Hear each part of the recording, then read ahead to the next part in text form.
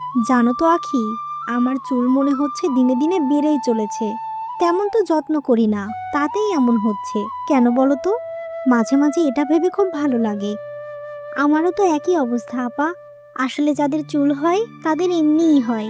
আমাদের মা খালাদেরও তো এমন চুল, তাই হয়তো আমাদেরও এমন হয়েছে। বিধাতার কাছে অনেক কৃতজ্ঞ যে এমন চুল দিয়েছে।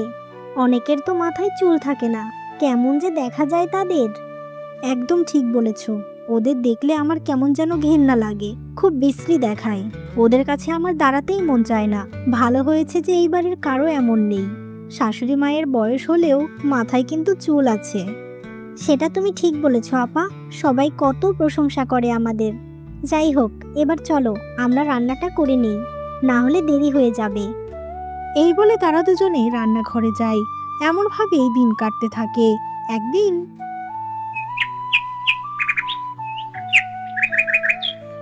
মা, ও মা, তুমি কোথায়? একটু বাইরে এসো তো। রাহুলের ডাক শুনে তার মা আর দুই ভাবি সেখানে আসে। এই কি রে রাহুল, এই মেয়েটাকে তোর পাশে কেন দাঁড়িয়ে আছে?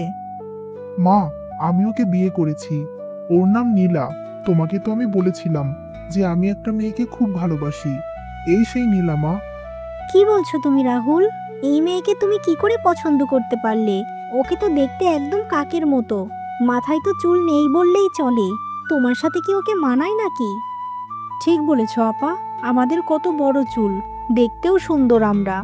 আর এই মেয়েকে দেখতে তো একদম কাকতারুয়ার মতো। ওকে কি করে তুমি ভালোবাসলে, হ্যাঁ? ভাবি, ভালোবাসা কখনো রূপ দেখে হয় না। আমি ওর মন দেখে ভালোবেসেছি। নীলা খুব ভালো মেয়ে। তোমরা ওকে কোনো খারাপ কথা বলো না। রাহুল, তাই বলে তুই এই রকম একটা মেয়েকে বিয়ে করে নিয়ে আসবি? ওর মাথায় তো চুল নেই। এবাড়ির বউ হিসেবে কি মানাবে বল? আমি তো কখনোই ভাবতে পারি নাই যে তুই এই রকম একটা মেয়েকে বউ করে নিয়ে আসবি। মা, তুমি তো আমাকে ভালোবাসো। আমার এই সিদ্ধান্তটা মেনে নাও, মা। আমি নীলাকে ভালোবেসে বিয়ে করেছি। আর ও জন্ম থেকে এমন না। ছোটবেলায় একটা প্রবলেমের কারণে চুলগুলো উঠে গেছে। ঠিক আছে, বিয়ে যখন করেই ফেলেছিস তখন তো আর কিছু করার নেই। তুই যা, ওকে ঘরে নিয়ে যা। এই কথা শুনে রাহুল নীলাকে নিয়ে ঘরে চলে যায়। আর এসব দেখে রাহুলের দুই ভাবি আখি আর রূপা অনেক রেগে যায়, কিন্তু তারা আর কিছু বলে না।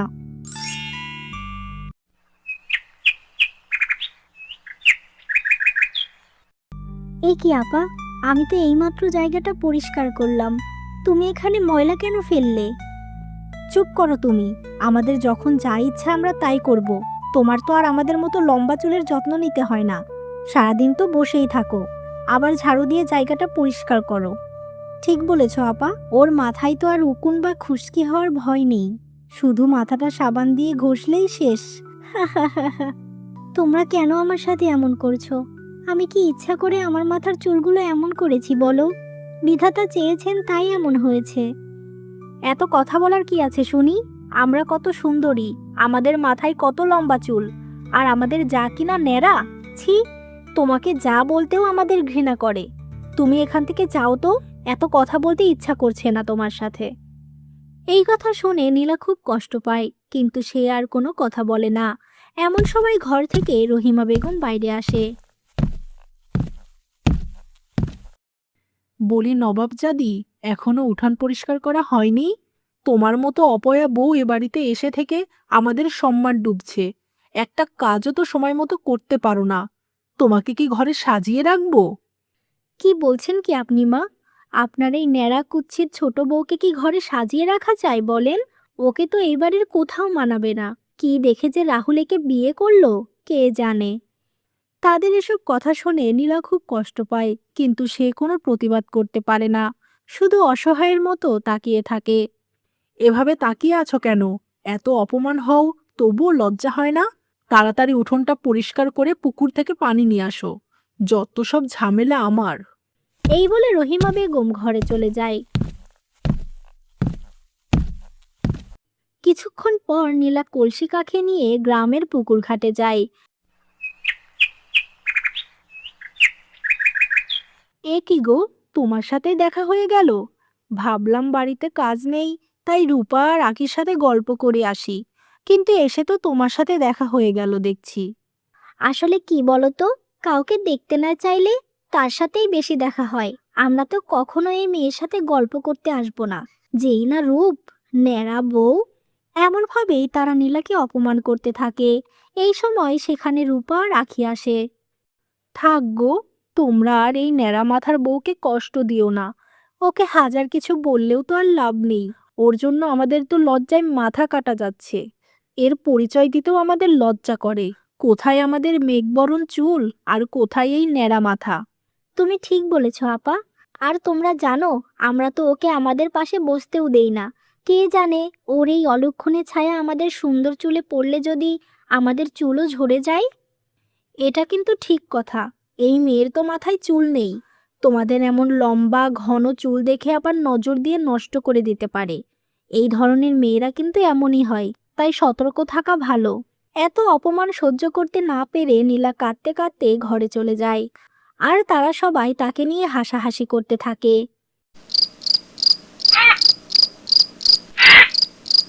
আমাকে তুমি বাপের বাড়ি রেখে এসো গো।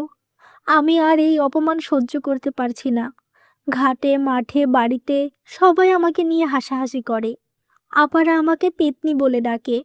আমার কেন এমন রূপ হলো? তুমি কেন কাঁদছো নীলা? কে বলেছে তুমি সুন্দর নও? বাইরের রূপ তো দুদিনের, কিন্তু তোমার মনটা আয়নার মতো পরিষ্কার। তুমি সবার কত যত্ন নাও। মা আর ভাবিদের কথায় তুমি কষ্ট পেও না। আমি তোমায় খুব ভালোবাসি।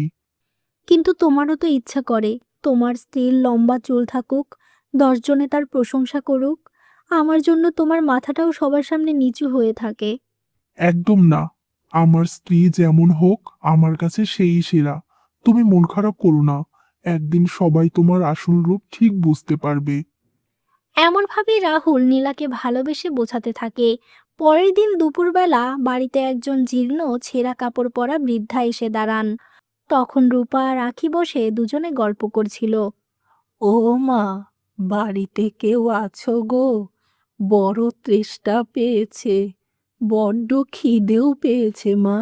2 দিন হলো কিছু খাইনি। দুটো ভাত হবে গো? ওরে বাবা, এই ভর দুপুরে কোত্থেকে ভিখারি আপদ এসে জুটলো? এই বুড়ি, যা এখান থেকে। এখানে কি লঙ্গরখানা খোলা হয়েছে? দেখছিস না আমরা বসে আছি, এখন আমরা উঠে গিয়ে তোকে খেতে দেব? যা বলছি, নইলে ঘাড় ধাক্কা দিয়ে কিন্তু বের করে দেব তোকে। তোমরা এমন কেন করছো মা? আমি বুড়ি মানুষ, পথ চলতে আর না পেরে তোমাদের বাড়িতে এসেছি। একটু সাহায্য করো আমাকে। আমি যে আর চলতে পারছি না, কিছু খেতে দাও। এই বুড়ি, তুই কি এখান থেকে যাবি না নাকি? ঘাড় ধাক্কা দিয়ে বের করতে হবে?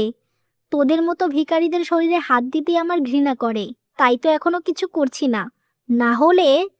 এসব কথা শুনে বৃদ্ধা মহিলাটি অপমানিত হয়ে ধীর পায়ে ফিরে যাচ্ছিলেন। এমন সময় নীলা দৌড়ে আসে। তার নিজের ভাগের জন্য রাখা ভাত একটু তরকারি বৃদ্ধার সামনে এনে দেয়। এটা তুমি কি করছো নীলা? এই ভিখারিকে এখানে খাবার খেতে দিচ্ছি? আর এখানে বসে থাকা যাবে না। চলো আখি, আমরা ঘরে যাই। ওর মতো মেয়ের কাছে আর কি বা আশা করা যায়?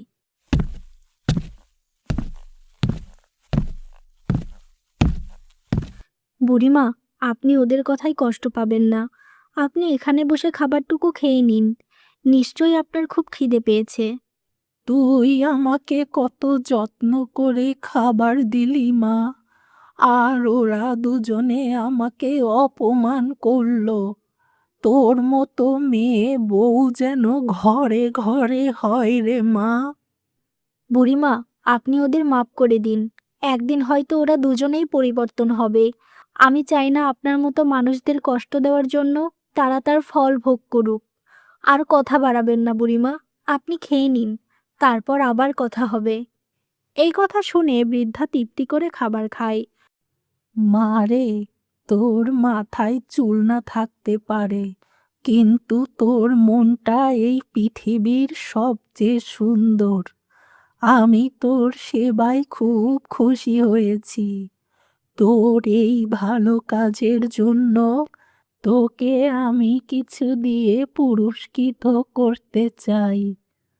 এই বলে বৃদ্ধা তার ঝোলা থেকে একটা পুরনো কিন্তু সুন্দর কারুকাজ করা কাঠের চিরুনি বের করে নীলার হাতে দেয়।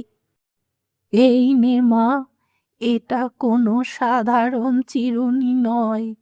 আজ রাতে ঘুমানোর আগে তুই এই চিরুনি দিয়ে তোর মাথায় 3 বার আছড়াবি। তোর সব দুঃখ দূর হয়ে যাবে। এটা তোর ভালো কাজের পুরস্কার। এই বলে বৃদ্ধা সেখান থেকে চলে যায়, আর নীলা অবাক হয়ে চিরুনির দিকে তাকিয়ে থাকে। রাতের বেলা নীলা বসে সেই কাঠের চিরুনি দিয়ে মাথায় 3 বার আঁচড় কাটে। হঠাৎ চিরুনি থেকে একটা সোনালি আলো বের হয়। চোখের পলকে নীলার মাথায় জন্ম নেয় ঘন লম্বা রেশমি সোনালি রঙের চুল। চুল এত লম্বা যে মেঝে ছুঁয়ে যাচ্ছে। নীলা নিজেকে দেখে খুশিতে কেঁদে ফেলে। এ কি, আমার মাথায় এত সুন্দর সোনালি চুল হয়ে গেল! আমি কি স্বপ্ন দেখছি নাকি? এসব কি সত্যি? আমার কি সত্যি সব দুঃখ চলে গেল? নীলা এভাবেই নানা রকম কথা ভাবতে থাকে। পরের দিন সকালবেলা রহিমা বেগম, রূপা আর আখি উঠোনে দাঁড়িয়ে আছে। হঠাৎ নীলা ঘর থেকে বেরিয়ে আসে। তার লম্বা ঘন সোনালি চুল হাওয়ায় উড়ছে। তাকে দেখতে কোনো রূপকথার রাজকন্যার মতো লাগছে। ও মা, এ কি দেখছি ছোট বউ? এক রাতেই তোমার মাথায় এত সুন্দর, এত ঘন চুল কোত্থেকে এলো? আমার তো বিশ্বাসই হচ্ছে না। এটা কিভাবে সম্ভব? নিশ্চয়ই কোনো ডাইনি বিদ্যা করেছে। আমি আগেই বলেছিলাম মা, এই মেয়েটা একটা রাক্ষসী।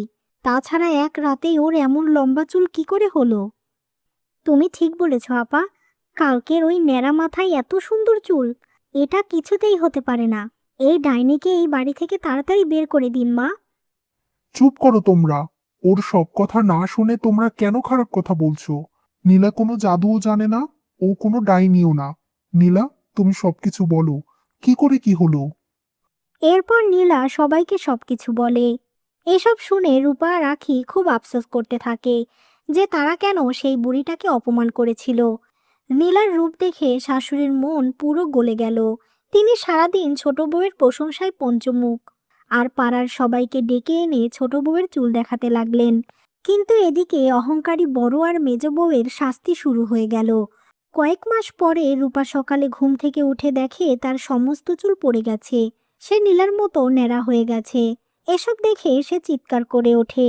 অন্যদিকে আখিরও একই অবস্থা। সে কাঁদতে কাঁদতে ছুটে আসে। আপা, আমার চুল, আমার কোমর ছড়ানো চুল সব ঝরে গেছে। কি করে কি হলো কিছুই তো বুঝতে পারছি না। নীলার মাথায় এত সুন্দর চুল হয়ে গেল, আর আমাদের মাথা ন্যাড়া হয়ে গেল। আমারও একই দশা রে মেজো। আমার মাথাটা পুরো ফাঁকা হয়ে গেছে। এখন আমরা মুখ দেখাবো কি করে? আমাদের তো সর্বনাশ হয়ে গেল। এভাবেই তারা কান্না করতে থাকে, কিন্তু তাদের আর কিছুই করার ছিল না। আগে যে গ্রামের মহিলারা নীলাকে নিয়ে হাসতো, আজ তারাই বড় আর মেজ বউকে দেখে হাসছে। লজ্জায় তারা ঘর থেকে বের হতে পারে না। সারাদিন ঘরের মধ্যে বন্দি থাকে।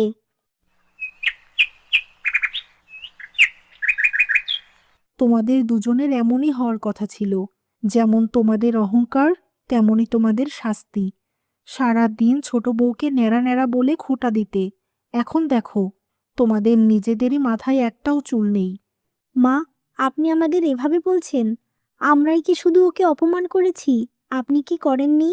তাহলে শাস্তি কেন শুধু আমরা পাবো? চুপ করো একদম। হ্যাঁ, আমি খারাপ। আমি ওকে কথা শুনিয়েছি। কিন্তু তোমরাও আমাকে অনেক উস্কিয়েছ যেন আমি রেগে যাই। কিন্তু তারপরেও আমারও দোষ। তার জন্য আমি নীলার কাছে ক্ষমা চেয়ে নিয়েছি। তোমরা এখনো নীলার কাছে ক্ষমা চাওনি। তাই এখন নীলার কাছে ক্ষমা চেয়ে নাও। তাহলেও পাপের বোঝা একটু কমবে। নীলা, আমাদের ক্ষমা করে দাও। আমরা বুঝতে পেরেছি রূপের অহংকার করা সবচেয়ে বড় পাপ। তোমার সাথে এমন করার কারণেই আজ আমাদের এই অবস্থা। শুধু এই জন্যই না আপা, আমরা ওই গরিব বৃদ্ধাকে তাড়িয়ে দিয়েছিলাম বলে বিধাতা আমাদের এই শাস্তি দিয়েছেন। ঘাটে মাঠে সবাই আজ আমাদের নিয়ে হাসছে। আমরা এতটাই অহংকারী যে একটা গরিব বৃদ্ধাকেও অপমান করে তাড়িয়ে দিয়েছিলাম। ঘৃণা করেছিলাম তাকে, কিন্তু তার কাছে তো আর ক্ষমা চাইতে পারবো না। তাই তুমি অন্তত আমাদের মাফ করে দাও বোন। তোমরা এমন করে ক্ষমা চেও না আমার কাছে। তোমাদের ওপর কোনো রাগ নেই আমার। আজ তোমাদের যেই কষ্ট হচ্ছে, ঠিক এমন কষ্ট আমারও হয়েছে, তাই তোমাদের কষ্ট আমি বুঝতে পারছি। কিন্তু তোমরা চিন্তা করো না, বিধাতা চাইলে তোমরা ওই বৃদ্ধার কাছে ক্ষমা চাওয়ার সুযোগ পাবে। এমনভাবেই তারা কথা বলতে থাকে। কিছুদিন পর হঠাৎ সেই বৃদ্ধা আবারও তাদের বাড়িতে আসে। তখন রূপা ও আখি তার কাছে ক্ষমা চায়। বুড়িমা, আমাদের ক্ষমা করে দিন, আমরা আমাদের ভুল বুঝতে পেরেছি। দয়া করে আমাদের চুল ফিরিয়ে দিন। আমরা আর কখনোই অহংকার করব না। অনেক বড় চুলের দরকার নেই, শুধু মানুষের সামনে যেন যেতে পারি, এতটুকু হলেই হবে। আমরা যে আর পারছি না এত অপমান সহ্য করতে। হ্যাঁ বুড়িমা, আপনি ওদের ক্ষমা করে দিন। আমি একা এত সুন্দর চুল নিয়ে কি করব? যদি আমার নিজের বড় বোনেরাই চোখের পানি ফেলে, আপনি ওদের চুল ফিরিয়ে দিন। তারা তাদের ভুল বুঝতে পেরেছে। তোর মনটা সত্যি খুব ভালো রে মা। ঠিক আছে, তোরা যখন নিজেদের ভুল বুঝতে পেরেছিস, আমি তোদের ক্ষমা করলাম।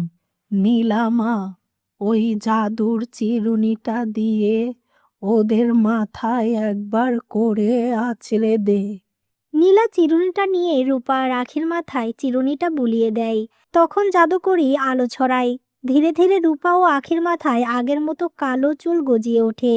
চুল পেয়ে তারা দুজনে অনেক খুশি হয়ে যায়। মনে রাখবি, তোদের চুল ফিরে পেলি ঠিকই, কিন্তু ছোট বউয়ের ওই সোনালি চুল আর পবিত্র মনের কাছে তোদের রূপ সব সময় কমই থাকবে। অহংকার পতনের মূল, আর দয়া হলো শ্রেষ্ঠ অলংকার। এরপর বৃদ্ধা হাসতে হাসতে চলে যান। রূপা আর আখি নীলাকে জড়িয়ে ধরে। এরপর থেকে রূপা আর আখি আর কোনোদিন নিজেদের রূপ নিয়ে অহংকার করেনি।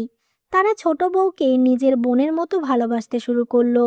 আর নীলা তার সুন্দর সোনালী চুল আর স্বামী রাহুলের ভালোবাসা নিয়ে সবার চোখের মণি হয়ে সুখে শান্তিতে সংসার করতে লাগলো।